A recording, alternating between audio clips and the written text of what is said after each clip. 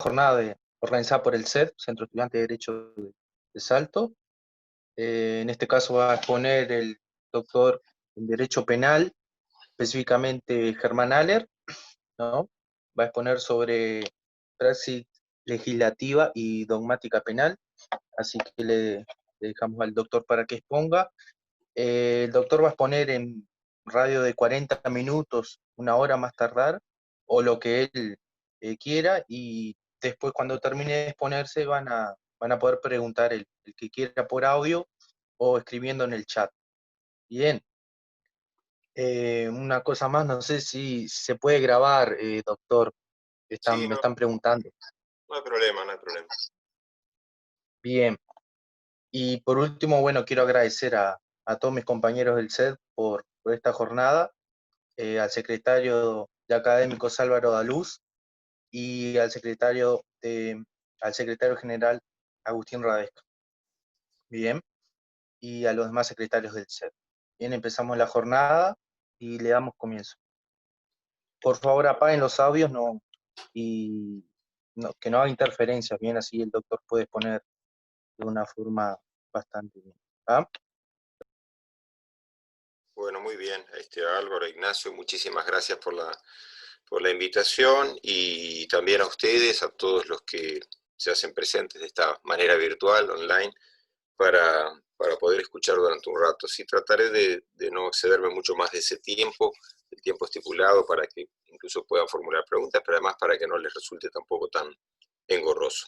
El tema de la dogmática penal, comencemos por allí. La dogmática penal cumple una serie de funciones desde el punto de vista práctico del derecho penal. No es un mero ejercicio intelectual o intelectivo, ni un mero desarrollo teórico, sino que por el contrario es la búsqueda de mejor resolución de casos. Es decir, como decía Hans Welser hace mucho tiempo, en forma coloquial en sus seminarios, no lo escribió, pero lo decía cabalmente, no hay nada más práctico que una buena teoría, porque el pensamiento, desde el punto de vista intelectivo, comienza desde la práctica de la visualización de la realidad, luego si fuese una curva, ¿no? va subiendo, se lleva al plano de la abstracción por parte del estudioso, del técnico, del científico, en este caso del dogmático penal, para generar reglas interpretativas, reglas generales, lo que en buena medida luego puede devenir en los tan conocidos por ustedes dogmas penales, es decir, afirmaciones que no son verdades reveladas ni absolutas, sino que son lo más parecido a la verdad que consideramos que pueda existir, es decir, dentro del plano de la relatividad humana. Esos dogmas son apotegmas, esquemas básicos, fuertemente nutridos de principios, porque de lo contrario no tendrían que ser dogmas penales, que sirven como reglas generales. Una vez que tenemos esa construcción, bajan luego al banco de prueba de la realidad, es decir, ese círculo que les decía antes que comienza con la observación de lo empírico, de lo que pasa en los conflictos penales, que pasa luego, evoluciona hacia el ámbito del laboratorio, entre comillas, ¿no? Laboratorio científico para poder ser analizado, de hecho para poder ser prácticamente disecado, estudiado desde sus raíces y verterse después nuevamente al mundo de la realidad proponiendo reglas. ¿Cuál es su objetivo de eso? Más allá del mero estudio científico, que eso es secundario, el verdadero objetivo es poder resolver las situaciones, los casos que se nos dan en el ámbito del derecho penal de forma más equitativa. Ser, inclusive, una palabra que puede sonar tediosa, pero sin embargo es muy buena, ser predecibles. Es decir, poder prever, poder saber con ese criterio cuál ha de ser posiblemente los fallos más sensatos que se puedan brindar en el campo de la resolución de lo que es el foro penal. Ese es el esquema básico mínimo de una dogmática penal. A partir de allí entraríamos en el terreno de lo que serían las teorías, las líneas de pensamiento, es decir, todo lo que de alguna manera pueda incidir desde el punto de vista hasta ideológico. Y ahí yo lo primero que plantearía es, bueno, si puede existir una dogmática penal que sea neutra, si es bueno que lograse su neutralidad. En eso hay posiciones encontradas, tanto en su momento, ya hace muchos años, en la década del 70, de, por un lado, Enrique Gimbernat Ordeig, en España. Por otro lado, no es que fuese la oposición, pero bueno, en ese debate de ideas, un gran profesor mexicano, Moisés Moreno, que hace pocos días arreglé con él para que diese una conferencia a través de Zoom para nuestro Instituto de Derecho Penal. Y bueno, ya en los años 70 planteaban ese debate acerca de si el derecho penal podía ser neutro, es decir, neutro desde el punto de vista ideológico, aséptico.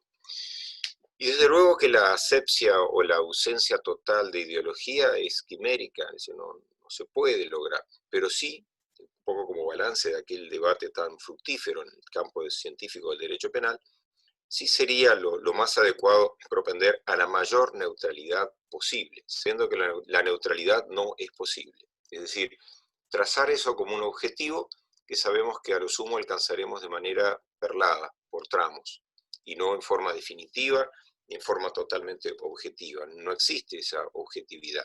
Pero sí es verdad que la dogmática penal no tiene que ser decididamente subjetiva, decididamente ideologizada. Es decir, el otro polo tampoco lo podemos aceptar. Así como partimos de la base de que la neutralidad total no es asequible, no es en cambio, por otro lado, aceptable que tengamos una dogmática penal teledirigida hacia una línea de pensamiento ideológico que puede ser político, religioso, pónganle ustedes el color que quieran. Es decir, que ven ustedes cómo hay que buscar ese difícil equilibrio. Estamos siempre caminando por la cornisa y a mucha distancia del suelo.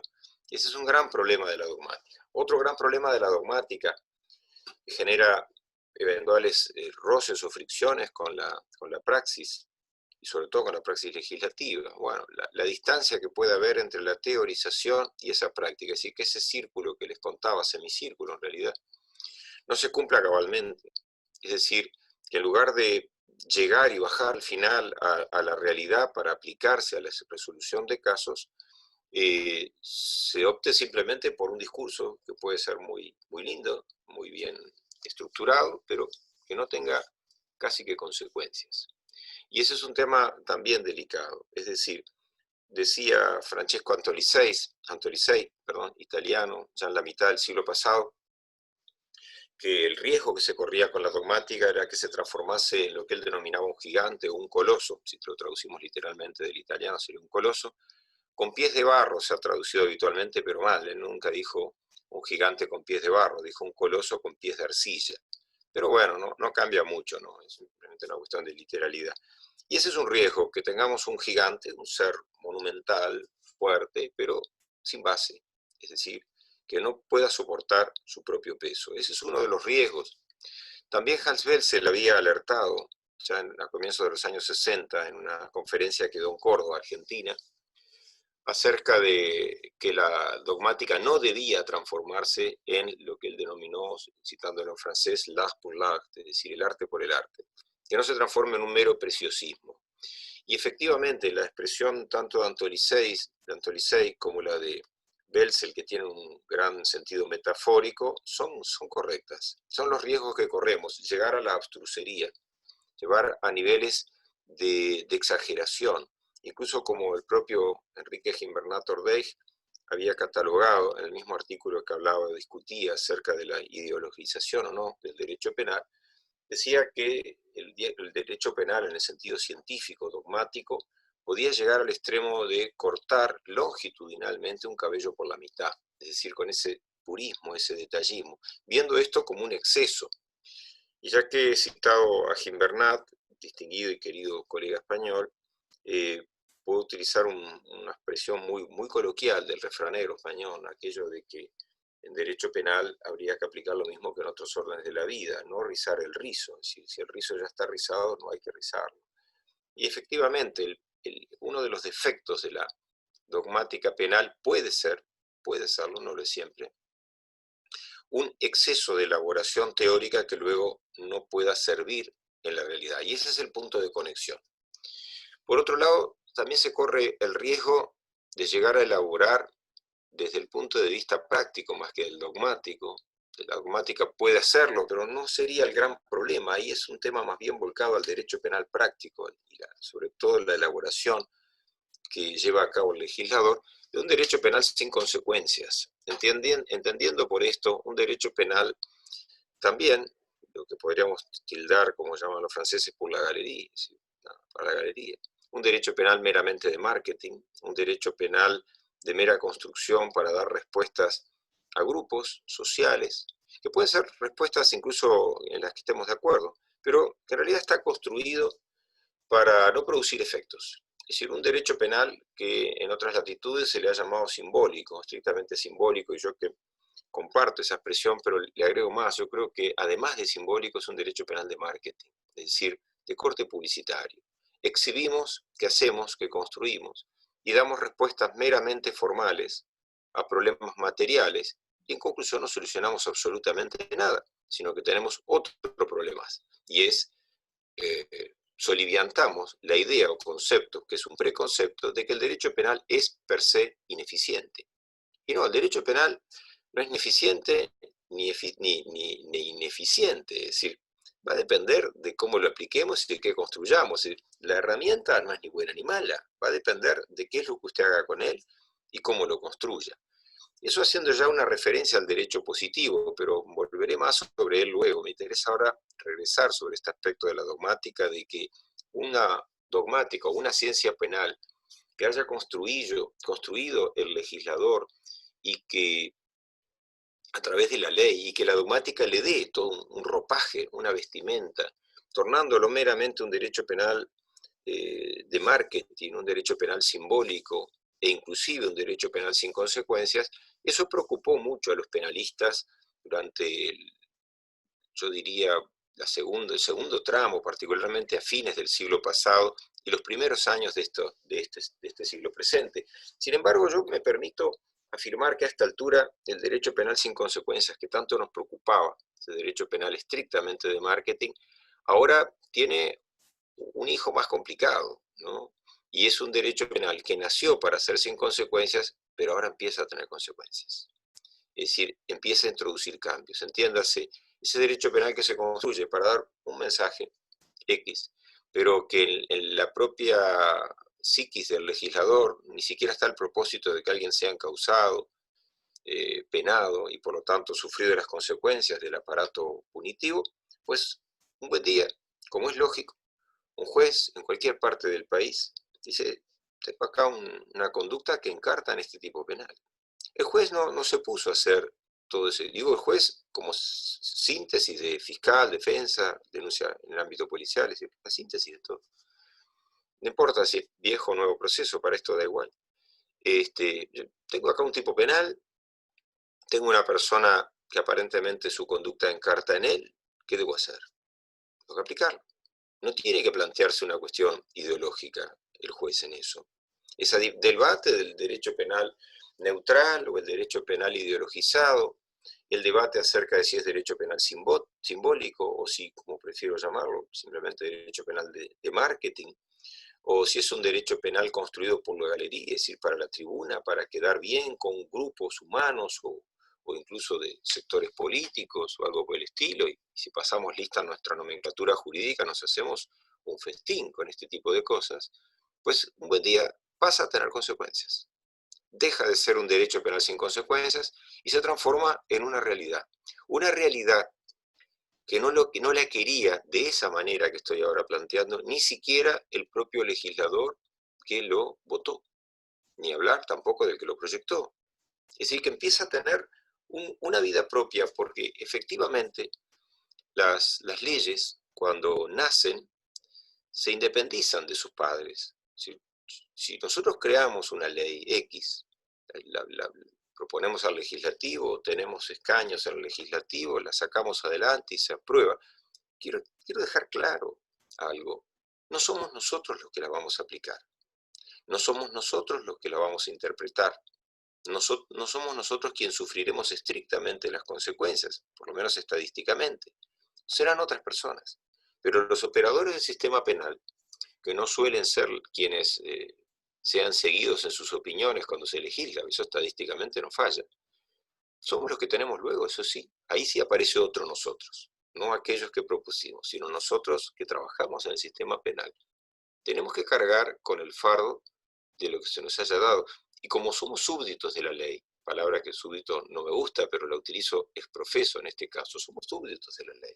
Nosotros no somos quien para desconocer el valor de la ley. Y más allá de nuestra mirada crítica, de nuestro cuestionamiento, más allá de todo lo que rechacemos muchas de las propuestas legislativas desde hace décadas en Uruguay, en materia penal me refiero obviamente, pues la verdad es que tenemos que aplicarlas. Es decir, somos obedientes del Estado de Derecho, tenemos que serlo, es lo que debe ser. Es decir, hemos de cumplirlo, bajo protesta, cuestionando, solicitando que se reforme, que se derogue, que se declare inconstitucional aquello que entendemos que así sea, sí, por supuesto. Pero entre tanto, vamos cumpliendo. Es decir, tenemos que cumplir, porque esa es la parte dura del derecho. Me hace esto traer a colación el pensamiento ya de fines de las últimas décadas del siglo XIX, cuando Rudolf von Jhering, en un librillo que nació de una conferencia que él dio, ¿no?, que era La lucha por el derecho, lo afirmaba, ¿no?, Der Kampf im Recht, que es el combate o la lucha por el derecho. Decía en 1874, 75, por ahí aproximadamente, decía que el derecho ha costado ríos de sangre, no ríos de tinta, ríos de tinta también, pero esos no preocupan tanto. Ríos de sangre, si el derecho se instauró por la fuerza, y se mantiene por la fuerza. La fuerza en el sentido que se le cuestionó mucho ayer, pero algo de razón tiene, porque sistemáticamente tenemos detractores y verdaderamente enemigos del derecho en general, no del derecho penal. Estoy hablando del Estado de Derecho. Y el Estado de Derecho se mantiene por una fuerza que, entre otras cosas, implica, por ejemplo, darle un plus de poder a fiscales, a jueces, a policías, a defensores, no, solo para protegerse de que no le imputen un delito de difamación e injuria y no mucho más. Pero fuera de eso, hay personas que tienen unas prerrogativas que las tornan, en ese sentido, mucho más blindadas o mucho más sólidas o fuertes o intocables, hasta cierto punto, por supuesto, que al resto. Y es porque esas personas son las que deben abocarse, en el caso concreto del derecho penal, a la aplicación del derecho. Quiere decir que Jhering, cuando decía que el derecho se mantiene por la fuerza, ¿cómo no se va a mantener por la fuerza? Revise usted lo que son las cárceles, eso es fuerza. Puede estar bien o mal, ahora no es el tema de esta charla, es una realidad. Es decir, la cárcel no es ilícita. Es inconstitucional el tratamiento que le damos a nuestros presos, sí, eso va de suyo, es una obviedad. Pero no hay duda de que existe la institución y que tiene respaldo jurídico y de raigambre constitucional. Podemos no concordar, pero es lo que decía hace un rato, somos aplicadores del derecho, tenemos que cumplirlo, tenemos que asegurarnos que se cumpla el mandato del artículo 26 en su integridad. Perfecto, un tramo no se cumple, pero estamos aplicando la fuerza. Estamos aplicando la fuerza cuando se detiene una persona y lo hace el funcionario policial. Se está aplicando la fuerza cuando el fiscal da la orden de que se lleve a cabo una intervención de tipo represivo de alguna manera o limitadora de derechos, y eso es aplicación de fuerza y es lícita. Y también el juez en sus decisiones. Entonces, un derecho penal que se construye con la idea de no tener consecuencias y empieza a tenerlas, pues genera un plus de problema. Teníamos una norma meramente de marketing, que desde el punto de vista de la dogmática penal estaba desacreditada, que no tenía fuerza de contenido, es decir, ausente de contenido, pero que da una respuesta meramente formal. Entonces la dogmática penal vemos que tiene que cumplir un rol complementario al de hacer ese círculo, ¿no?, de partir de la realidad, teorizar, hacer reglas que son generalmente interpretativas, no todas, y propuestas para leyes ferenda, y luego bajar a la realidad, pero no alcanza con eso. Necesitamos más. El derecho penal tiene que tornarse profundamente crítico. Lo es. Cuando digo de tornarse, es una misión que la viene desplegando hace ya un par de cientos de años, ¿no? En buena medida, desde los tiempos de Beccaria en 1764, con el nacimiento del derecho penal moderno, no de la dogmática, porque Beccaria dogmática no sabía absolutamente nada, nunca había ejercido penal, no era penalista, era un pensador, un jurista, un muchacho joven, de 24 años cuando escribió, de 26 cuando se publicó. En realidad ese derecho penal sabía lo básico mínimo, pero tenía una gran cabeza, es decir, pensaba bien, no era un práctico. Y conocía las cárceles porque había estado detenido. En realidad estuvo detenido porque su padre ordenó su detención por un tema de que no concordaba con la novia que él tenía y que quería casarse, entonces el padre, para disuadirlo, le hizo meter preso al hijo. Eran otros tiempos, ¿no? Las cosas eran medio complicadas. Pero bueno, él no fue el padre de la dogmática penal, fue Feuerbach en 1801, cuando en su Tratado de Derecho Penal para Alemania nos presenta un sistema integral de derecho penal. Feuerbach no era solamente un teórico, y además de ser un gran profesor de Derecho Penal y de Filosofía, era un juez de altísima jerarquía en Alemania, concentrado en el campo penal, y que incluso fue el redactor del proyecto de Código Bávaro, que a nosotros parecería resultarnos muy ajeno y distante, ¿no? Allá por 1820 y pico, y en el 40 entró en vigencia, pero bueno, parece, bueno, a mí que me importa el Código Bávaro, dirá alguno, pero no, porque el Código Bávaro fue traducido al francés por Vatel, una muy mala traducción del alemán al francés, y muy buen penalista Vatel, pero la traducción de él fue pésima, desgraciadamente. Y luego esa versión en francés fue traducida al español en Argentina, y con esa versión muy bien traducida del francés al español, pero muy mal lo que quedó entre el alemán y el español, ¿no? Es decir, ahí la falla estuvo en el francés. Ese proyecto de código, en su momento proyecto, luego Código Penal bávaro, en su versión de Feuerbach, se transformó en el Código Penal argentino, que ha gobernado, regido el sistema penal por muchísimos años. El sistema penal argentino nos ha influido tremendamente, pese a que nuestro cuño es el italiano de Arturo Rocco. Pero quiero aclarar que, fíjense ustedes, los comentaristas que en general remitimos muchas veces para el estudio incluso de nuestro propio derecho penal, tiene que ver con el análisis que hacen desde el punto de vista científico autores como Sebastián Soler, Ricardo Núñez, Jorge Bonpadre, Raúl Zaffaroni, Esteban Righi, en fin, podríamos seguir con un largo rosario de penalistas argentinos, todos influyentes, y que en realidad están comentando, aunque no sea en forma adecuada por los problemas de traducción, pero están comentando lo que fue originariamente el proyecto de Código Penal de Ansel von Feuerbach. Es decir, que todo eso cierra, ese círculo cierra perfectamente. Feuerbach, en 1801, ya planteó una verdadera teoría del delito. Eso es lo que lo transforma en el padre de la dogmática penal. Una construcción donde, si bien no existía el elemento tipicidad, sí hay una clara estratificación desde el punto de vista teórico de lo que sería la estructura del delito. Para él, en aquella época, como una conducta, no hablaba de tipicidad, así que no diría yo conducta típica, sino que una conducta, una antijuricidad y una culpabilidad. Ya en aquella culpabilidad, aunque él seguía lo que hasta ese momento más o menos se veía, sin mucha profundidad, de que la culpabilidad estaba los aspectos subjetivos, lo volitivo, la conciencia, etc., él ya dejaba entrever, sin decirlo en forma plena, pero ya nos hacía el adelanto de lo que ocurriría un poco más de 100 años después con Hans Welzel, de que el elemento subjetivo no estaba únicamente en la culpabilidad, sino que había otros andariveles. Eso llegaría luego, y no me interesa mucho concentrarme ahora en esto, pero no sería un tema menor, porque ofrece una gran garantía retirar la culpabilidad, lo que es el dolo, el delito imprudente o culpa, y la ultraintención. Es decir, no es cosa menor también retirar de la culpabilidad los aspectos subjetivos que guardan relación con la finalidad, con los propósitos que motivan, es decir, al individuo a llevar a cabo esa conducta tipificada como delito y que nosotros habitualmente conocemos como bases psíquicas del injusto o, en una versión más antigua, más causalista, referencias subjetivas.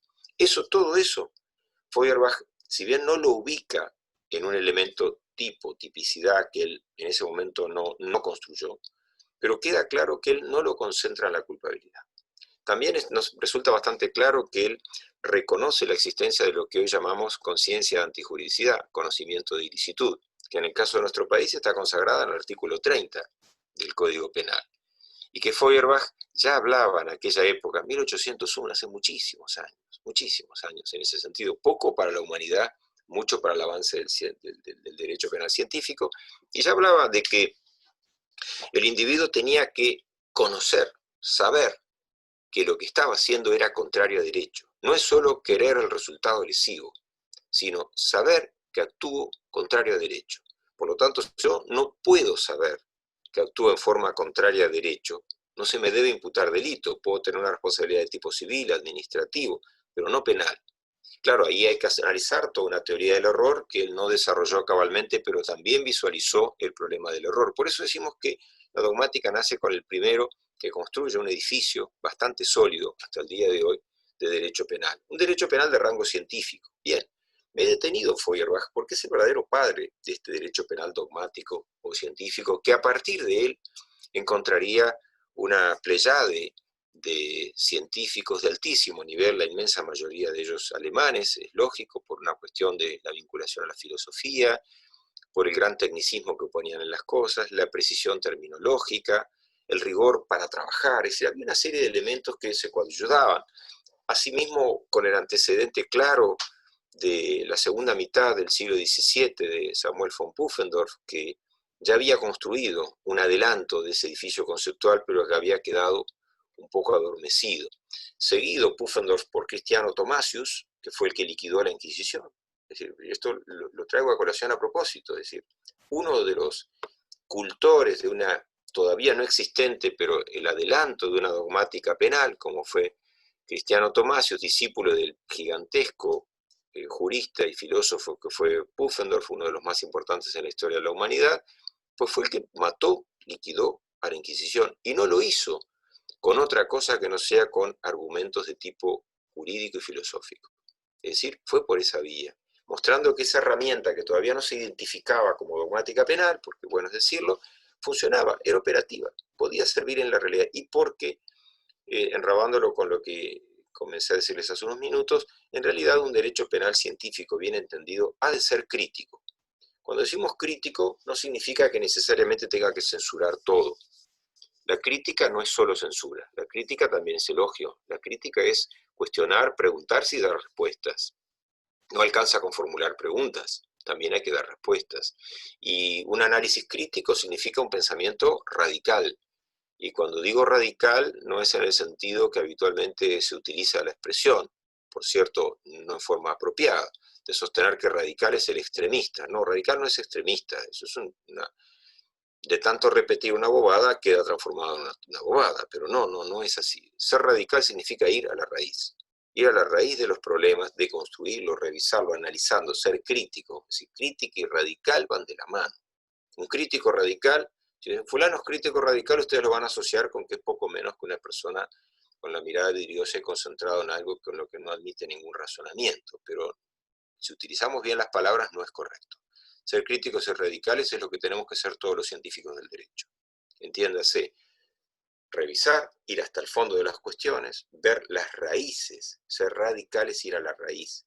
Y luego a partir de ahí, sí, censurar, sí, cuestionar, sí, elogiar y por supuesto que proponer. La dogmática penal tiene esa función y eso le ha tornado a la dogmática penal un convidado de piedra en muchos ámbitos del Estado. Es decir, la dogmática penal o el derecho penal científico, que hay algún matiz, pero más o menos son parecidos, no son en general muy bien recibidos en el campo de lo que se va construyendo en el derecho positivo. Y de hecho, yo diría que incluso hasta en el ámbito social tampoco se le da mucha trascendencia o peso. Suele pensarse que el dogmático penal es un individuo que no vive en la realidad, que vive teorizando, que se ha comido un montón de libros y que ha perdido tiempo y que no sabe nada de la vida, que le falta calle, por no decir otras palabras que no suenan muy bien, y etcétera, etcétera. Todo eso son nada más que agravios gratuitos. Quien se aboca al estudio de la dogmática penal, en general, porque hay de todo, siempre hay todas las bibliotecas, pero en general son personas que viven una vida común y corriente. Y por supuesto que si hablamos en el campo del Uruguay, uno dice, bueno, gente que se aboque a la dogmática penal, que ha hecho de la dogmática penal un verdadero foco de estudio, de atención, y bueno, yo le digo algunos nombres. En su momento, no sé si llamar iniciador, pero el primero en enseñar desde el punto de vista dogmático en la Facultad de Derecho, Irureta Goyena. Va a decir que Irureta Goyena no fue uno de los mejores abogados en su momento de toda Sudamérica en derecho penal. ¿Quién puede decir tamaño disparate, sostener que no sea así? Era un práctico del derecho. Era un chiquilín, si bien con su hermanito menor, que habían nacido en Montevideo, en la zona de la Unión, que sus padres eran españoles, murieron, quedaron solos en la nada, se fueron a Florida y deambularon en varios pueblos pequeños del departamento, deambularon para ver quién los podía cuidar, tener, pasaron de instituciones distintas, fue un chico institucionalizado, fue lo que hoy llamaríamos un chico infractor, un chico en conflicto con la ley penal, digamos lo más claro, un delincuente. Eso fue Irureta Goyenechea. Pero luego un cura llamado Lasaña, como la comida, ¿no? Lo conoció, se preocupó, como con tantos otros chiquilines en esa situación, por él, inculcó la importancia de estudiar, de culminar, de terminar la primaria, el liceo, y efectivamente se enamoró del estudio. Don José Irureta estudió en la universidad y a los 25 años de edad obtuvo por concurso la cátedra de Derecho para nuestra facultad, la que desempeñó por más de 2 décadas, luego se retiró, fue fundador y presidente del Colegio de Abogados del Uruguay, el primer presidente del Colegio de Abogados del Uruguay, fue fundador y presidente de la Asociación Rural, fue además de ello decano de la Facultad de Derecho durante unos años, en fin, y el autor de nuestro código. Con sus defectos, es decir, hoy no le toca los cuestionamientos de algunas cosas que podemos no compartir con él. Lo que quiero decir es que quien en Uruguay divulgó por primera vez la dogmática penal fue un práctico a rajatabla del derecho penal. Y podríamos seguir con sus discípulos, ¿no? Uno por uno, revisando cuál fue la situación. No todos se dedicaron a la dogmática penal. Alfredo Giribaldi Odo sí, se fue a perfeccionarse, a hacer estudios de posgrado y de especialización, el primero especializado en Uruguay en el exterior, en la Universidad de París, donde hasta el día de hoy mantiene los corredores de la Facultad de Derecho de la Universidad de París. Yo ahora por la pandemia no, pero cada un tiempo voy allá y doy cursos, etcétera, y siempre me detengo frente a una foto, un cuadro que hay en los corredores de la Universidad de París de Alfredo Giribaldi Odo, en el que, no es textual, pero más o menos dice algo así como que la Universidad de París tenía el honor de haber contado entre sus alumnos al gran catedrático uruguayo Alfredo Giribaldi Odo, que casi nadie conoce en Uruguay. Por ejemplo, uno de los más importantes catedráticos que tuvo. Y podría seguir, y llegamos, bueno, pasando las décadas, bueno, encontramos otros muy vinculados a la dogmática penal. Adela Reta. ¿Quién va a decir que Adela Reta vivió el mundo de la fantasía? Llegó a estar al frente de lo que se llamaba Consejo del Niño, ministra de Educación y Cultura, fue ministra de Justicia para cerrar el capítulo del Ministerio de Justicia del tiempo de la dictadura. Fue una importante política dentro del Partido Colorado, fue una persona de la cultura excepcional, querida, adorada, respetada por personas de todo tipo de ideología política. Nadie puede decir de Adela Reta que fue una jurista absolutamente de excepción. ¿Alguien puede decir que era una meramente teórica? No. Si tuvo que exiliarse del país, porque cuando defendía a las personas perseguidas en tiempo de la dictadura, siendo ella una persona que no tenía mayor compromiso ideológico en ese sentido, sí con su partido, por supuesto, pero no para ser perseguida y por defender a estas personas, ciudadanos que merecían ser defendidos independientemente de cualquier hecho que hubiesen cometido o ninguno, pero que tenían derecho a ser defendidos. Por esa razón debe exiliarse en Brasil hasta que terminase la dictadura. Luego aparecieron otros. Bueno, ¿quién puede cuestionar que Cairoli o Gonzalo Fernández han sido personas estrechamente vinculados a la práctica del derecho penal? Cairoli llegó a presidir la Suprema Corte de Justicia, la integró durante 10 años, hizo toda la carrera judicial, el profesor de más larga data en toda la historia de la facultad en Derecho Penal, yo creo que en casi todas las ramas, pero por las dudas prefiero solo apegarme a Derecho Penal. Estuvo estuvo dictando clases en la Facultad de Derecho desde 1963, 64, más o menos por allí, hasta redondeándolo, porque puedo equivocar en algún año, hasta 2012 aproximadamente. Es una vida dedicada a eso. Y claro que escribió su dogmática. Gonzalo Fernández, yo creo que debe ser la persona que más sabe de dogmática penal en Uruguay. Y Gonzalo Fernández, nadie va a cuestionar que debe ser, a mi entender, lo digo con bastante propiedad, para mí es el mejor abogado penalista que tiene Uruguay. Y es un dogmático del derecho penal.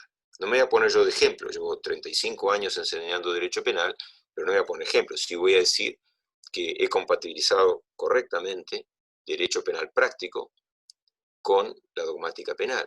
No veo que haya una gran contradicción en ese sentido. Entonces, todo esto se los he remarcado porque lo que quiero destacar es que la dogmática penal bien entendida es una dogmática penal que parte de la realidad, observa la realidad y propone, con aciertos y errores, por supuesto, mejorar la realidad.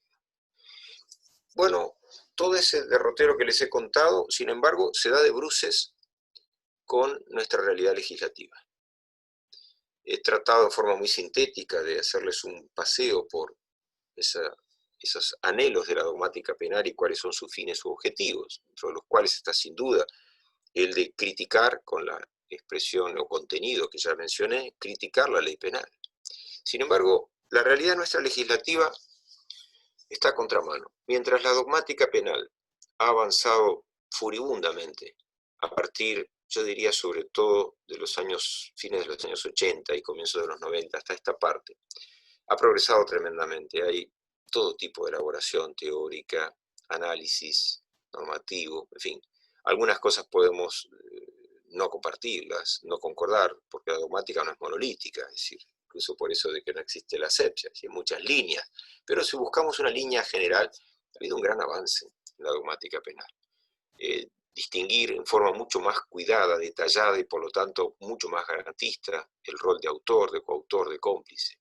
En Uruguay lo estamos destruyendo sistemáticamente. Mientras la dogmática avanza para determinar mucho mejor el rol de cada persona, de cada actor en lo que es el reato, paradójicamente nuestros legisladores de distintas administraciones, de distintos gobiernos van destrozando el concepto de lo que es autoría, coautoría, complicidad.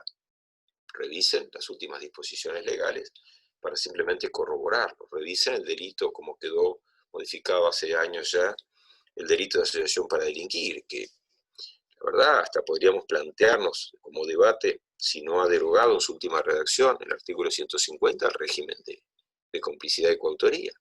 Podría ser. Es perfectamente sustentable. La práctica penal no progresa, no avanza. Me dirán, no, vamos progresando porque tenemos un montón de leyes. No, eso no es progresar, eso es construir leyes. No se progresa desde el punto de vista del conocimiento.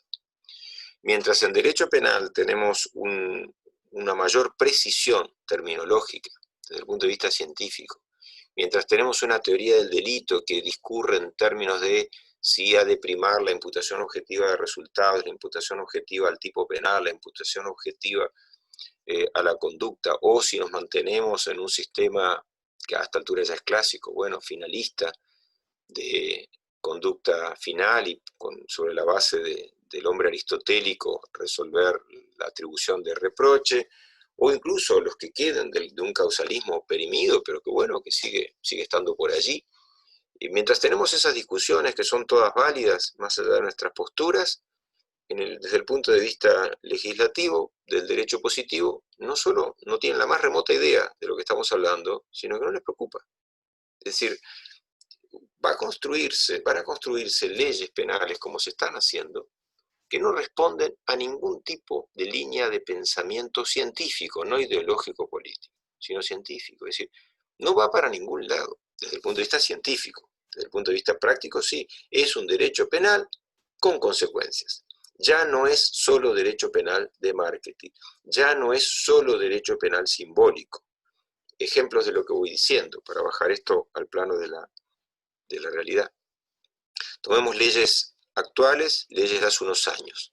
Desde 1995 a esta parte, que pasar hacer el raconto de todos los disparates legislativos penales que se han hecho es realmente algo que nos agobiaría, nos llevaría mucho tiempo. Así que voy a seleccionar algunas cosas nada más. Y dejo injustamente unas verdaderas joyas del horror por el camino. La Ley de Seguridad Ciudadana, en julio de 1995, yo creo que fue el momento del comienzo de esta verdadera debacle desde el punto de vista jurídico penal. En ella se consagró absurdamente delito de copamiento, que ya el mero nombre de llamar copamiento, tomando una palabra lunfardo para un tipo penal, ya arranca mal. Pero es verdad que no deja de ser una cuestión semántica. El delito de copamiento, absolutamente innecesario. Fracturó al delito de encubrimiento, que en Uruguay tenía dos modalidades: encubrimiento por un lado, propiamente dicho, así lo denominábamos, y por otro lado el delito de receptación, lo transformó en dos delitos. No es lo más grave que hizo esta ley, pero fue algo que careció completamente de fundamento científico para esa división. Creó, no voy a analizar toda esa ley, que ya es muy vieja, creó un absurdo delito de violencia doméstica, ¿no? Porque se haya creado un tipo penal de violencia doméstica que puede cuestionarse. En realidad, esa conducta siempre fue delito en Uruguay. Por lo menos desde 1889, todo lo que ahora es delito de violencia doméstica siempre fue. Es decir, nunca no hubo protección para eso. Lo que podía haber es inoperancia, la misma que ha habido luego. Es decir, no ha cambiado nada, es una verdadera, como dirían los alemanes, una verdadera estafa de etiquetas. Es decir, usted le pone etiqueta y resolvió el conflicto. Ahí tienen, en la creación del delito de violencia doméstica, que no censuro que exista como figura autónoma hoy día, yo que sé, es un tema complicado. En Uruguay es rayana con el absurdo, valga la repetición. Entiéndase, la violencia doméstica en Uruguay es un delito de lesiones, lo que dice la ley de seguridad ciudadana que se incorporó al código, ¿no? ¿Qué es lo que dice? Bueno, lo que dice es que es una suma, una sucesión de lesiones de tipo personal. Es decir, para dejarlo claro, y olvídense de la ley posterior que no es penal, que tiene algunas connotaciones penales. La ley penal es esta, la de 1995, sobre violencia doméstica. Para dejarlo en claro, las lesiones graves o gravísimas, o los homicidios acaecidos en el ámbito del hogar, el domicilio, yo quiero que les quede claro, no son violencia doméstica. Lo podemos llamarlo así coloquialmente. En lo coloquial sí, claro, y es correcto. Pero no es porque el legislador lo hizo mal. Entonces quedó pura y exclusivamente como violencia que produzca en el seno del hogar, el ámbito doméstico, ni siquiera requiere que sea hogar, quiero advertirlo, el ámbito doméstico, que produzca lesiones personales, ni graves, ni gravísimas, ni homicidio. Habla de que los medios son la violencia o amenaza y otro disparate jurídico. ¿Cómo se produce, una cosa interesante de analizar, cómo se produce una lesión personal mediante amenazas? Yo no lo sé. Yo amenazo a una persona y para poder imputárseme el delito, tiene que lesionarse, reiteradamente. Una más lesiones, bueno, una más violencia ejercida en el tiempo. Pero ¿cómo la lesiono con una amenaza? Si yo le digo, te voy a matar, tendría la persona que ir y golpearse contra la pared, lesionarse, pero yo voy a decir con toda lógica, yo no la lesioné. Yo la amenacé de que la iba a matar, pero yo no la maté, después hizo lo que quiso, ella se lesionó a esa persona. No da para mucho, es un desastre. Otra, para que vean el dislate, para que vean, mientras Feuerbach andaba en 1801 proponiendo un derecho penal en serio, Uruguay en 1995 proponía un derecho penal en broma, pero con consecuencias. Y entre otras cosas colocaba el delito de violencia doméstica como el bis de la lesión imprudente. Nadie ha sabido hasta el día de hoy por qué el delito de violencia doméstica, aunque sea un esperpento como fue construido, está integrado a la versión de la lesión culpable o culposa o imprudente. Es decir, ¿qué debió haber sido? Porque yo no estoy en contra de la categoría, llamémosle, bueno, la palabra violencia doméstica tampoco es del todo apropiada, pero no importa, de ese ámbito, en el ámbito, podríamos llamar la violencia intrafamiliar. ¿Cómo tendría que haber sido para hacer algo respetable? No muy bueno, solo respetable. Y bueno, póngalo o como agravante de las lesiones personales graves, gravísimas y del homicidio. Un agravante, puede ser un agravante. No quería hacerse un agravante, quería construirse un delito autónomo. Entonces ya no quedaría estrictamente en el ámbito del homicidio, quiero advertirlo, por eso decía lo de agravante, porque era lo más ecuánime. Pero bueno, eso es un camino distinto, respetable. Bueno, hagamos un delito autónomo. Bueno, entonces tendría que ser un delito de lesiones que abarque tanto las lesiones personales, las graves, las gravísimas. Y con el traumatismo, ¿qué hacemos? Porque nadie dijo nada. Quedó fuera de todo, está fuera de Troya. Ley de Seguridad Ciudadana tiene muchos otros ítems. Luego vendría, más adelante, en 1998, la ley sobre drogas, la ley que modificó al decreto ley de 1974, que sigue siendo la disposición legal madre, pero que fue modificada y que, merced a la intervención de nuestro instituto, varios comparecimos a debatir sobre esto en aquella inicial Junta Nacional de Drogas, la misma administración, la segunda administración de Julio María Sanguinetti. Allí se proponía en un proyecto de ley retocar los tipos penales. Nosotros reclamamos el abatimiento de todos los mínimos de pena para que fuesen excarcelables y con bastante lucha, pero lo logramos. Y nuestro instituto logró, recuerdo nuestra comparecencia al legislativo en aquella época, etcétera, logramos que se bajasen los mínimos y por lo tanto que los delitos fuesen excarcelables. Eso fue un gran éxito del ámbito científico del derecho penal. Sin embargo, fracasamos en cuanto a la construcción del delito de lavado de dinero que se instituyó allí. Es verdad que tarde o temprano Uruguay iba a construir un delito de lavado de dinero, pese a que nos oponíamos por entender, y creo que teníamos razón, y hago un plural que no es falso plural porque éramos varios, por entender que el lavado de dinero ya estaba contemplado como delito y en forma mucho más precisa que esto que ya a esa altura podríamos ubicar como un derecho penal del enemigo. Entiéndase, para nosotros lo que hoy llamamos lavado de dinero, en términos generales, bueno, está superpoblado de imputación penal eso, pero bueno, lo que llamamos lavado de dinero estaba en el ámbito del delito del encubrimiento y de la receptación, era eso. Cuando no directamente coautoría, si había concierto para llevarlo a cabo, estaríamos hablando de coautoría o complicidad. Es decir, que teníamos tela de sobra para cubrir todo, no teníamos inconveniente. Pero bueno, Uruguay se había comprometido, como nos lo dijo el que era quien presidía en aquel momento la Junta y era el secretario de la presidencia, el doctor Scavarelli. Scavarelli nos había dicho, en reunión que mantuvimos con él, que Uruguay no podía no legislar sobre el lavado porque se había comprometido internacionalmente. Cuestión que sigue haciendo sistemáticamente hasta el día de hoy. Se compromete, no consultan previamente, no tienen por qué consultar, quiero aclararlo, pero no lo hacen. Ni tienen por qué ni lo hacen. No consulta previamente, sino que luego nos piden a los penalistas que le demos la bendición como si fuésemos el sacerdote en la misa al culminar. Y no, nosotros ni somos sacerdotes, ni estamos en el tema de la fe religiosa, ni damos bendición a nadie. Es decir, lo que nos piden es la bendición. Y cuando no se las damos, pues pasamos a la categoría enemigo. Ese es un problema real, cambiando las administraciones, que se repite hasta el día de hoy. Bueno, se creó el delito de lavado de dinero, fue lo que no conseguimos, y ahí tenemos otra disposición legal, también con una pésima redacción, construida como un contrato de adhesión, y leonino por cierto, repitiendo los modelos básicamente que nos llegaban desde el norte de América. No el norte más al norte porque era Canadá, sino un poco más abajo de Estados Unidos, era eso. País maravilloso, Estados Unidos, pero en esto, como no tiene dogmática penal, no tiene derecho penal científico, no tiene derecho penal parte general, tiene un sistema distinto, muy bueno para ellos, yo no lo censuro, para su país. Parece que a ellos les funciona. Para nuestra cultura continental europea, etcétera, no funciona. De hecho, no lo tiene Alemania, no lo tiene Francia, no lo tiene España, ni Italia. Inglaterra tiene un intermedio, está entre Estados Unidos y nosotros, un camino del medio.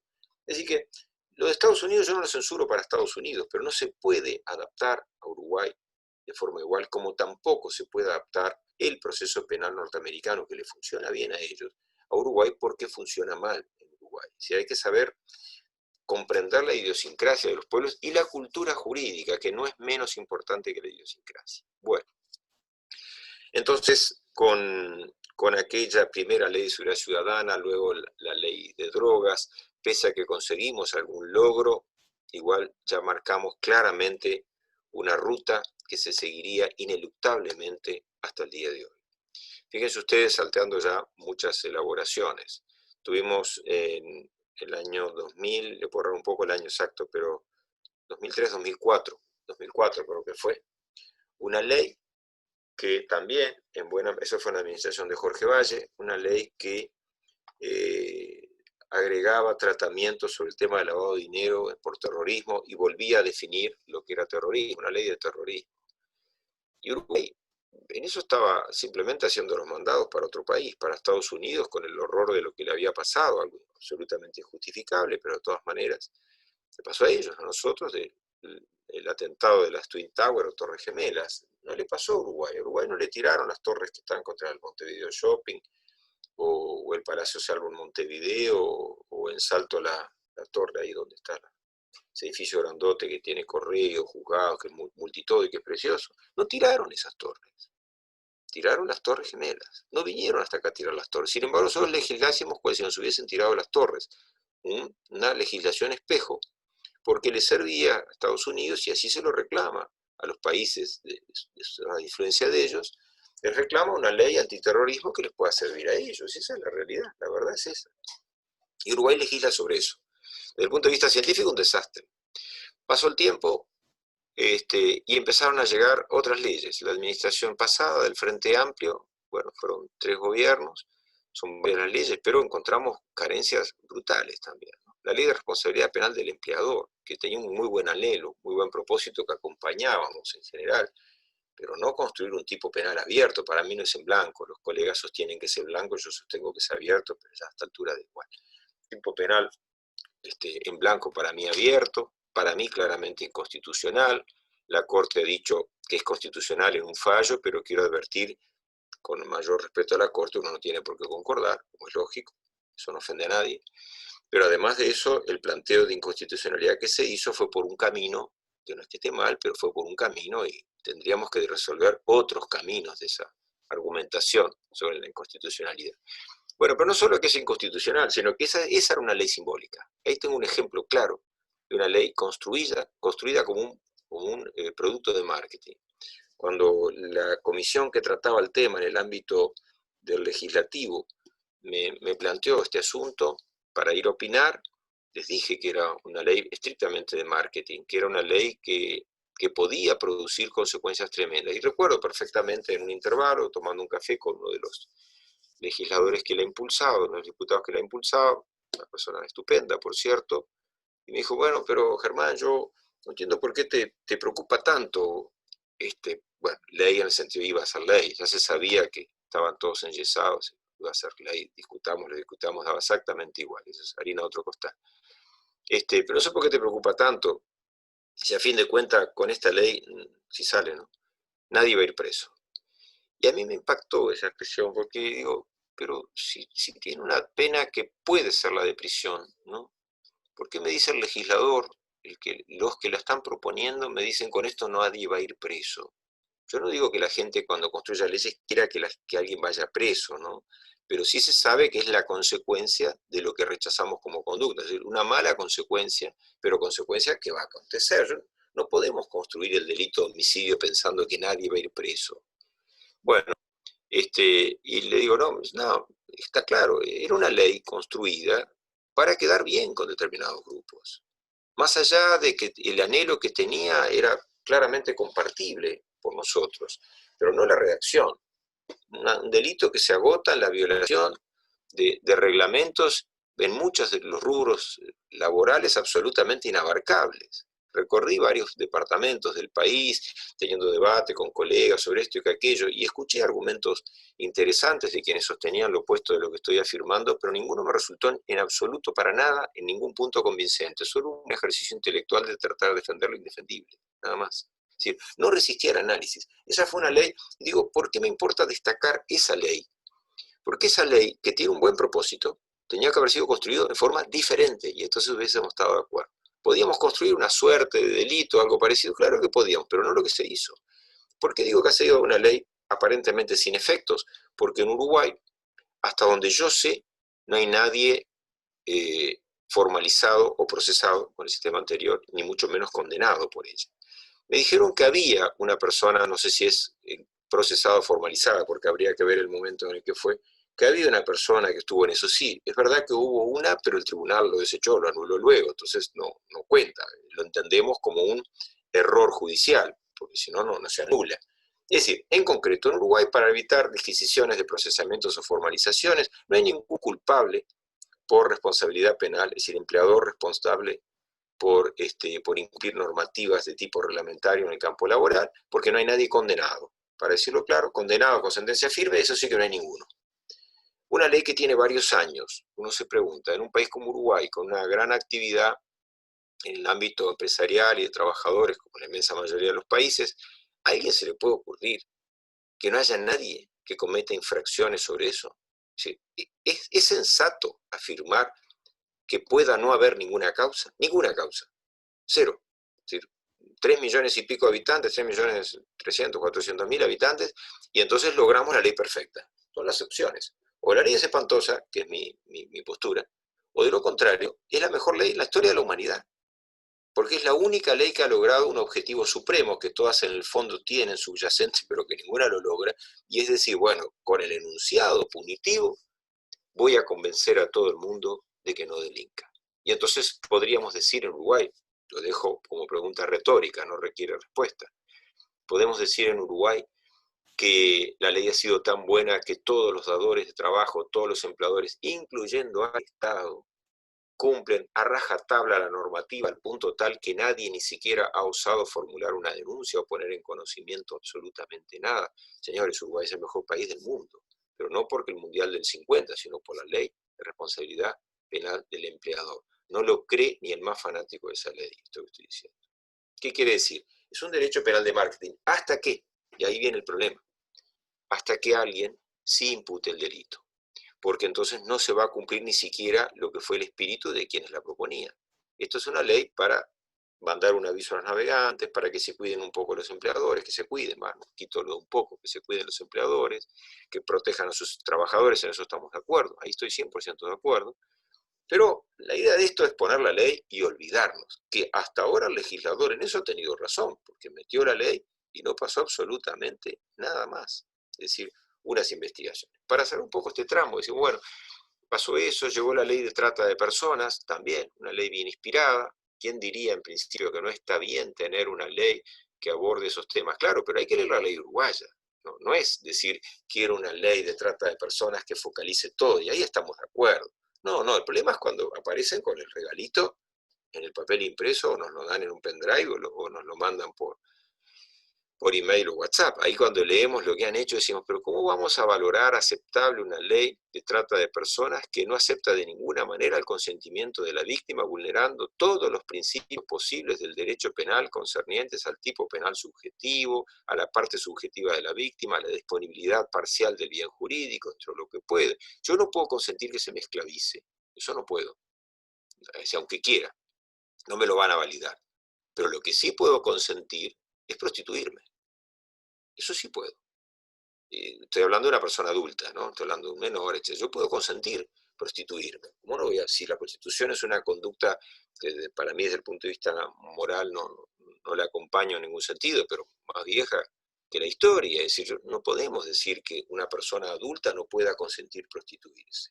¿Cómo vamos a transformar en delito que una persona consienta que alguien le pague un pasaje para, sin pandemia obviamente, irse a Italia a prostituirse? Sí, eso sería trata de personas. Pero una cosa es que a una persona, no confundamos, que le quitemos el pasaporte, que la sometamos, le quitemos la libertad o la engañemos y cuando llegue a Italia se le prostituya por la fuerza o bajo coacción, que es fuerza al fin. Eso sí, claro que es un delito horroroso y aberrante. Y discutiremos un delito de trata de personas, discutiremos sometimiento a condición análoga a la esclavitud, digamos esclavitud abiertamente. En fin, tenemos un montón de privación de libertad, extorsiones, un decálogo con un código frondoso, lleno, pletórico de delitos. Ahora, y si la persona dice, yo quiero irme a Italia, a España, a Francia, pero los destinos uruguayos han sido Italia y España, a prostituirme, pero no tengo el dinero para ir y quiero que alguien me ayude, porque no tengo, y yo después se lo pago, y hasta le doy una ganancia, le doy algo. Eso hoy es un delito gravísimo en Uruguay. A mí me parece una conducta que no debería existir. Lo primero que quiero señalar, ojalá ninguna persona, sin importar el sexo y obviamente tampoco la edad, se viera en situación de querer prostituirse. Pero eso es un tema aparte. Es un tema aparte. Ojalá no ocurriese, pero es así. Y si alguien decide irse, ¿por qué tenemos nosotros que transformarlo en un delito de la jerarquía que se le ha dado? Bueno, también llega a cosas insólitas, como afirmar que, dadas las circunstancias, y argumentando medio liviano, pero recurriendo a cierta sensibilidad que está en la piel de las personas, de todas las personas, decir, bueno, lo que diga la víctima lo vamos a validar, no va a haber más prueba, con esa va a ser suficiente. Mire, yo entiendo el problema, pero de ninguna manera en derecho penal podemos simplemente porque una persona dice algo que no se puede aquilatar con nada más, y no pido demasiada cosa, pero deme algo más, pero no me diga simplemente que uno de ustedes acusa al otro de que de alguna manera lo ha sometido a trata de personas, y con esa mera afirmación, sin ningún respaldo, sin nada, sin un pasaje aéreo, sin usted estuvo en tal o cual hotel o tal lugar, sin un testimonio de nada, sin nada más, eso alcanzaría para que esa otra persona sea recluida durante años por un delito horroroso, tremendo y aberrante como el de trata de personas. ¿Está seguro que quiere eso? Porque mire que con eso mucha gente suprimiría incluso reclamos de otra índole, iría por la denuncia penal de trata de personas. No ha pasado, creo yo, pero puede pasar. Derecho penal con consecuencias, no sin consecuencias. Bueno, salimos de la trata de personas, la de lavado de dinero, su festival, La de blanqueo, lavado de capitales es una ley tremenda. Ustedes como futuros abogados, más allá de las modificaciones que ahora se han introducido algunas y que entrarán en vigor, pero más allá de eso sigue siendo una ley horrorosa y ustedes como profesionales van a tener que andar esquivando, porque van a tener que en muchos aspectos controlar de dónde provienen capitales de los que pueden ser potencialmente sus clientes. Y no hablo de derecho penal, estoy hablando de cualquier campo del derecho. Bueno, esa ley tiene de todo, tiene el horror de poder imputar el delito de lavado de dinero aunque no se corrobore el delito precedente. La pregunta del millón. ¿Cómo puede usted decir que hay una conducta espuria de blanqueo de dinero si no hay un dinero que sea espurio? Lo primero que tiene que demostrar es que el dinero es espurio, el origen espurio. Si logra demostrar el origen espurio, podrá eventualmente, si tiene la prueba, etcétera, imputar al lavado de dinero, pero no antes. Hoy podemos en Uruguay, de vigente desde hace años, imputar lavado de dinero sin delito precedente. Increíble. Otro delito increíble, todo tomado del modelo angloamericano. Y está bien para ellos, pero no para nuestra cultura. Le pueden a usted imputar el delito de autolavado, cuando usted blanquea el dinero mal habido. Dice, no, está bien. Claro, está bien. Si usted afirma que está bien es porque no tiene presente todo el resto del derecho penal. Cuando yo hago el autolavado de dinero, porque cometí un delito de estafa, de hurto, rapiña, apropiación indebida, y con eso me compro un automóvil, una casa o un frasco de mermelada, no importa si es barato o caro, estoy lavando dinero, porque lo estoy metiendo en el ámbito de la licitud. Correcto, eso es lavado de dinero. Pero no puede imputarse el delito de lavado de dinero a quien ha cometido el delito base, por la más simple de las razones, porque esa conducta de comprar la mermelada, el automóvil, la casa o la ropa, es en realidad el agotamiento de la conducta criminal. Quien diga eso no conoce el proceso ejecutivo del delito. No es un problema de diferentes ideas. No tenemos diferencia de idea. Hay uno que tiene idea y el otro que no tiene idea, que es distinto. No es un tema ideológico. Ahí no es un tema de ser ni bolche ni facho. No tiene nada que ver. Ni Marx, ni ninguno de esos se preocupó por ese tema. Quédese tranquilo. No va por ahí el camino. El tema es muy simple. En el momento que usted diga que el delito de lavado de dinero se le puede imputar al que a su vez obtuvo ilícitamente el dinero, usted está desconociendo lo que es, a partir de la consumación, el último punto del iter criminis o proceso ejecutivo del delito, que es el agotamiento. Es decir, ¿para qué yo obtuve espuriamente dinero que era de otra persona? Para viajar, para comprarme cosas, para operarme, para lo que sea. Bueno, ese lo que sea, todo eso no es lavado de dinero, es agotamiento. Salimos de, bueno, esas administraciones de las tres, fue un festival, pero luego empezamos en la actual, que lleva muy poco tiempo, y tenemos la LUC. Yo creo que nuestra charla de hoy no es sobre la LUC, estrictamente hablando, pero la LUC es un fiel representativo de que administración colorada en Sanguinetti, con Sanguinetti, no lo digo cuestionando a los presidentes, yo tengo el mayor de los respetos personal, no a veces no necesariamente ideológico, pero sí personal, de todos los presidentes que Uruguay ha tenido y tiene, para que no piensen que estoy hablando en pasado, desde 1985 hasta acá. Es decir, Sanguinetti, la calle Herrera, Sanguinetti nuevamente, bueno, es el mismo, Valle, Tabaré Vázquez, es decir, Vázquez, después Mujica, nuevamente Vázquez, ahora la calle Pou. Yo tengo el mayor de los respetos personal e institucional, y esto es un país en el sentido maravilloso en el que nos podemos sentir bárbaro de ese tipo de cuestiones. Fenómeno. Pero aclarado ese punto, con esta nueva administración nos encontramos ante una ley que ya se venía anunciando, en la que claramente tenemos muchos de los vicios que acabo de relatar antes. Derecho penal de marketing, para repasar rápidamente y cerrar con eso, ¿no? Derecho penal de marketing. Y bueno, de marketing hay mucho. Hablo de lo penal, es decir, hablo por lo tanto redondeando más o menos los primeros 100 artículos, ¿no? Es el esquema. Más o menos, no es matemáticamente así. Un derecho penal de marketing, sí, lo que se ha hecho sobre la legítima defensa es puro marketing. Pero es un marketing que puede producir consecuencias, ¿sí? Es decir, se ha dicho que el foco central de la LUC en relación a la parte penal y seguridad está concentrado en dar más instrumentos de protección y de seguridad de trabajo al funcionario policial.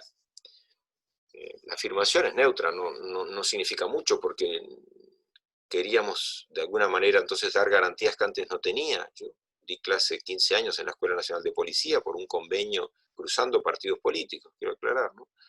Un convenio entre nuestra Facultad de Derecho que celebró Teresa Añazo, con el que en su momento fue el ministro del Interior cuando comenzó esto, que era el escribano Stirling.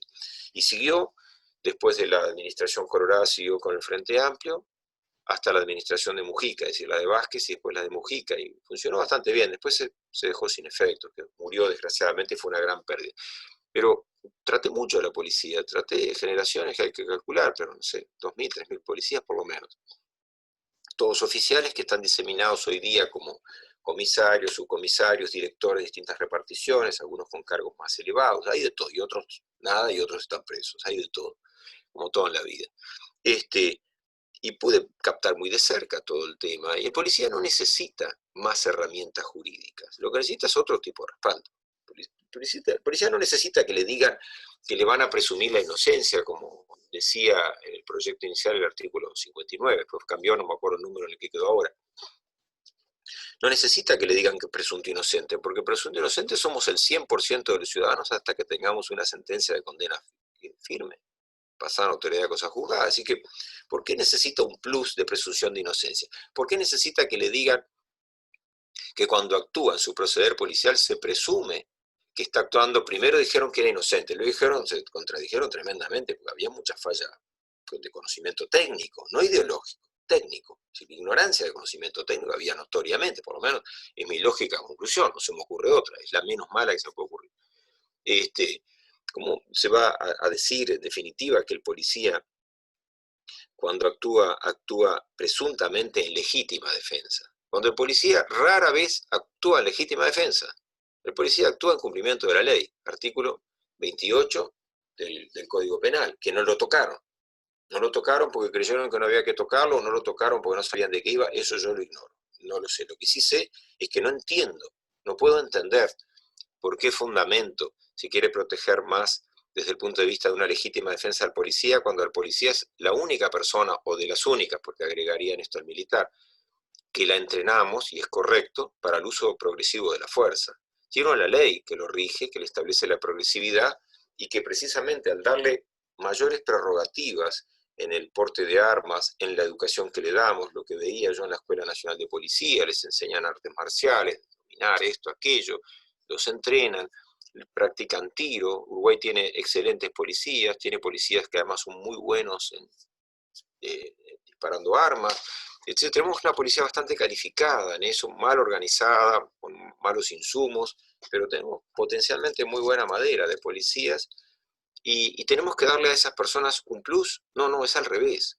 Mire, la persona a la que tenemos que serle más tolerante, por llamarlo de alguna manera, en el uso de la defensa, no digo ya legítima, sino para transformarla en legítima, es el ciudadano común y corriente que no sabe usar armas, que se encuentra en una situación totalmente extraña, que no puede precaverse de ella, sea porque alguien ha ingresado en su morada, o porque está bajándose de la bicicleta, de la moto, del auto, o entrando a su casa, o lo que sea, o en la parada de los ómnibus, que no sabemos defendernos, que no portamos armas, etcétera, etcétera. Es con ellos que tenemos que tener la mayor operatividad, digamos, de defensa y de tutela. El policía está formado. ¿Qué quiere decir? ¿Le vamos a restar posibilidades? No le restamos posibilidades. Le aplicamos su ley orgánica policial y le damos algo fabuloso, que es el artículo 28 del Código Penal, que yo no lo tengo para defenderme. Lo tengo para ejercer la abogacía, el equivalente a eso. Pero no tengo legítima defensa, tengo cumplimiento de la ley para ejercer la abogacía. Y el policía, cuando actúa en la calle defendiendo a un ciudadano cualquiera, a otro, lo que está haciendo es cumplimiento de la ley, y en todo caso legítima defensa de terceros. Paradójicamente, si ustedes revisan la redacción de ese artículo 1 de la LUC, que modifica el 26, elimina, eso nunca se ha hablado mucho, yo lo he dicho, pero no se ha discutido, elimina la legítima defensa de terceros. No sé qué quieren hacer con eso, eliminaron la legítima defensa de terceros. No va a desaparecer la legítima defensa de terceros porque cualquier operador del sistema, fiscal o juez, la va a deducir por vía interpretativa del propio artículo 26 de la legítima defensa propia. Entonces, bueno, como una elongación de la propia, va a emerger la de terceros. Criterio interpretativo desde el punto de vista científico, porque el legislador la suprimió. la suprimió. Después hay muchísimas cosas más sobre este circuito de lo policial, la idea de generar un delito extraño, raro, difícil de ubicar estratégicamente, si uno no puede estratificarlo bien, de resistencia al arresto, de desobediencia, un delito de desacato ubicado antes del desacato, ya era desacato, no necesitábamos, y esto que ahora es delito, eran conductas seguramente, la mayoría de ellas, que ni siquiera el policía en nuestro sistema tradicional iba a andar denunciando como conducta delictiva contra él. Si el policía no sale a llevar conducido y denunciar, poner en conocimiento de la justicia, Ministerio Público y de la Justicia, a una persona que en una manifestación, en un partido de fútbol, le diga algún improperio de los que están mal, que censuramos claramente, no están bien, que hacen mal a la ciudadanía y al urbano, pero que bueno, reconocemos que está en parte de la vida, ¿no? Imagínense si el equivalente en un partido de fútbol, todas las cosas que le gritan a los árbitros, las imputaríamos a delitos contra el honor, porque lo son. Imputaríamos las difamaciones y la injuria. Juez chorro, juez ladrón, ¿por qué no te lo llevas para tu casa? Todas esas pavadas que escuchamos que están mal, porque maleducan a la gente, están mal, pero las imputaríamos penalmente. Si el derecho penal debe estar construido, el científico y el práctico para esto, no. Para cerrar un poco esto, porque la luz daría para horas, simplemente es un par de comentarios que hice sobre lo estrictamente policial. Para cerrar esto, lo que vemos es un gran divorcio. El legislador lo que espera de nosotros, el legislador que en su momento fue preeminentemente en la administración colorada, luego fue Frente Amplista y luego fue ahora multicolor. El legislador sin distinción de partido político de los que acabo de mencionar, los demás todavía están ahí un poco a conocerse. Pero el legislador lo que quiere en general desde el punto de vista del derecho científico es que nosotros se lo aprobemos, lo que hace. Y es lo que anhela. Y nos citan y nos tratan estupendamente y la relación yo diría que es excelente, pero nuestros éxitos son de escasos a nulos. Por las dudas, no es que uno considere que sea propietario de la verdad, ni que lo que nosotros decimos es lo que debe hacerse. No, de ninguna manera. Lo que vemos es el extremo opuesto, es decir, no solo no vemos mucho éxito, sino que rara vez logramos algún suceso. Hemos logrado algún muy escaso suceso. Por ejemplo, hubo un proyecto también en esta administración de transformar el artículo 224 sobre el tema de los posibles contagios, de enfermedades, efectos contagiosos, pandemias, etc., envolverlo un delito de peligro como fue antes y agregándole algunas cosas. Comparecí al legislativo ya hace un poco más de un mes, ahora un mes y medio, algo así, en un proyecto que había y comparecí, di una serie de argumentos y por ahora está dormido. Yo no sé si hemos tenido éxito en eso, si mi comparecencia logró abatirlo. Sí sé que por lo menos ha logrado demorarlo, que en estas cosas no es poca cosa tampoco, ¿no? Demorarlo un poco significa que reflexionen más, que la vean. Tuvimos éxito cuando aquello de la ley de drogas del 98 en abatir todas las penas de muchos delitos, pero actualmente el legislador actual no es solo el de ahora, ¿no? Con este de la LUC y ya antes venía igual elevándolas por borderó, es decir, igual las estaba elevando sobre el tema de drogas. Tuvimos éxito cuando la Ley de Seguridad Ciudadana, que fue para nosotros un golpe brutal para nuestro Instituto de Derecho Penal, pero tuvimos el éxito de introducir un párrafo final al artículo 18, el último párrafo del artículo 18 del Código Penal, fue agregado por nuestro instituto. Fue un gran éxito porque inhibía de las responsabilidades penales objetivas que se estaban consagrando al mismo tiempo. Entiéndase lo que ya estaba colocándose propiamente en la Ley de Seguridad Ciudadana, hipótesis de responsabilidades penales objetivas. Es decir, logramos perlitas de éxito, pero fíjense que les he contado 2 o 3 cosas, podría escoger 4 o 5 más a lo largo de 20 o 30 años. Es muy poco lo que nosotros ejercemos de influencia y vamos logrando, sí, en cambio, no un rechazo, llamémosle, desde el punto de vista del respeto de nada, pero un verdadero rechazo, es decir, no, lo que pasa es que ustedes, los profesores, los catedráticos, ustedes viven en una torre de cristal, viven en otro mundo y no tienen ni idea de lo que pasa en la realidad. Y yo, legislador, proyectante de esto, yo sí conozco la realidad porque la he pulsado, porque he hablado con personas, lo cual no descarto que sea cierto. Pero quiero advertir que, volviendo sobre lo que antes dije, Adela Reta, mucho antes, sin duda, Giulietto Giribaldi, pero Adela Reta, Darío Corgatelli, Milton Cairoli, Miguel Langón, Gonzalo Fernández, yo, etcétera, catedráticos que hemos dirigido nuestro instituto a lo largo de décadas, ¿cuál de nosotros ha vivido una torre de cristal? ¿Cuál de nosotros nos ha embarrado conociendo el hedor de las prisiones, conviviendo en ese tipo de situaciones? ¿Cuál de nosotros no conoce los juzgados? ¿Cuál de nosotros no ha visto la miseria del delito, el horror de lo que significa, no hablo de lo económico, la miseria humana del delito? Nos van a decir que ellos lo conocen mucho mejor que nosotros. Yo diría que por lo menos que tengan el respeto de no compararlo. Nosotros no lo comparamos, pero cuando se nos dicen ese tipo de cosas, bueno, yo puedo decir claramente, por organismos internacionales y etcétera, pero yo he conocido más de 200 prisiones en el mundo. Hagamos un relevamiento de eso, en todo caso. Hagamos un relevamiento de cuántos casos penales se han tenido.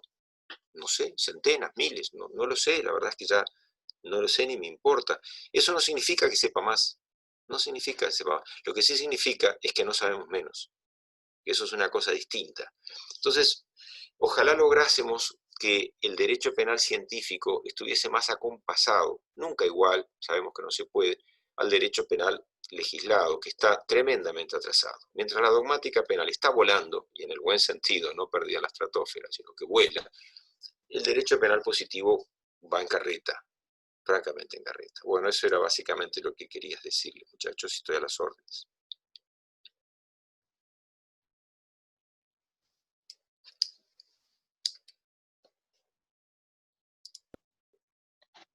Bien, muchísimas gracias, doctor, por la exposición muy clara. Ahora abrimos una instancia para que puedan preguntar, los que quieran. Pueden preguntar por el mecanismo del audio o escribiendo por el chat y yo se las voy a leer al doctor, ¿bien?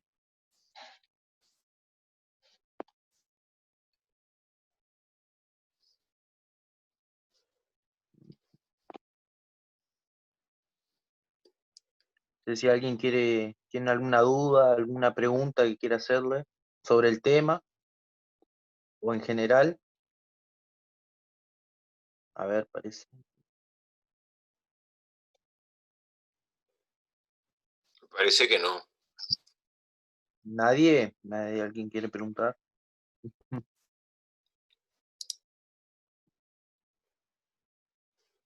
Esperemos un ratito porque siempre alguna pregunta se hace. Yo igual por las dudas les digo que muchísimas gracias a todos por haber estado atentos y veo, no sé cuánta gente es la que está, pero veo que son unos cuantos, así que para mí es un gran gusto y espero que les vaya muy bien en sus exámenes y cursos, etcétera. Tengo entendido que el segundo semestre da la impresión, no es versión oficial, sino lo que tengo entendido que sería también por online, creo, ¿no? Me parece que va por ahí la cosa. Vamos a ver qué ocurre.